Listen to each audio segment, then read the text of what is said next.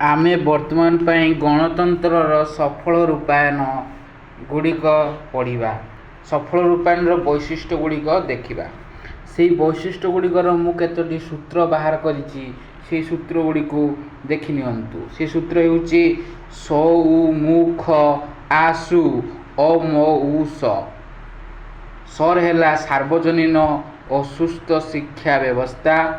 ଉରେ ହେଲା ଉଚ୍ଚ ନୈତିକ ଚରିତ୍ର ଗଠନ। ମୁରେ ହେଲା ମୁକ୍ତ ଗଣମାଧ୍ୟମ।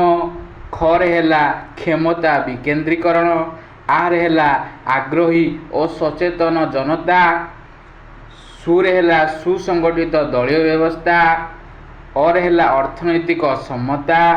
ମରେ ହେଲା ମୌଳିକ ଅଧିକାର। ଉରେ ହେଲା ଉନ୍ନତ ପରମ୍ପରା। ସରେ ହେଲା ସ୍ୱାଧୀନତା ଓ ନିରପେକ୍ଷ ନ୍ୟାୟପାଳିକା। ଶେଷରେ ମୋର ଗୋଟିଏ ରିକ୍ୱେଷ୍ଟ ଆପଣମାନଙ୍କ ପାଖରେ ରହୁଛି କି ମୋର ଚ୍ୟାନେଲଟିକୁ ସମସ୍ତେ ସବସ୍କ୍ରାଇବ୍ କରିଦିଅନ୍ତୁ। ସବସ୍କ୍ରାଇବ୍ କରିବା ଦ୍ୱାରା ମୋର ସର୍ବପ୍ରଥମ ଭିଡ଼ିଓ ଗୁଡ଼ିକ ଆପଣମାନେ ପାଇପାରିବେ। ଜୟ ଜଗନ୍ନାଥ।